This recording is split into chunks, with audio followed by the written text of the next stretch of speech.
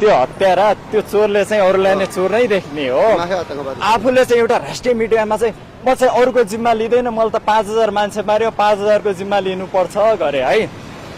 त्यस्ता चोर फटा डाका ऊ त अहिले छटपटिरहेको छ नि। उसलाई त शक्ति पावर र पहुँचमा नपुगेको कारणले, पद नपाएको कारणले ऊ त छटपटिरहेको छ। उसले त जे पनि भनिदिन्छ।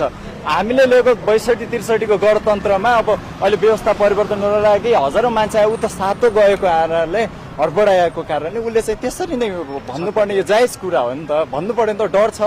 पानी बिनाकमा छ। तपाईहरुदेखि अहिलेको गणतन्त्र सरकार डरायो, प्रचण्ड, विशेष गरी प्रचण्ड डरायो। पानी बिनाकमा छ।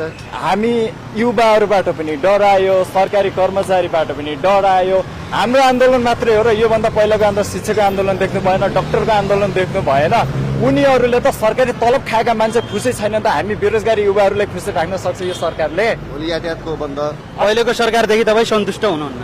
म मात्रै सन्तुष्ट, 3 करोड आम नागरिक सन्तुष्ट छैन। यो कांग्रेसले त हिजो अस्ति 23 जना जिउँदै मान्छे इट्टा भट्टीमा पोड्ने आब्दब आलमलाई छोड्ने मान्छेले अनि आम माफी दिएर, आम माफी भाइले मारेकोले जेल गएर फेरि आम माफी पाएर 3 जनाको हत्या गर्नेलाई त आम माफी दिन्छ अनि जनताहरू खुसी हुन्छन्।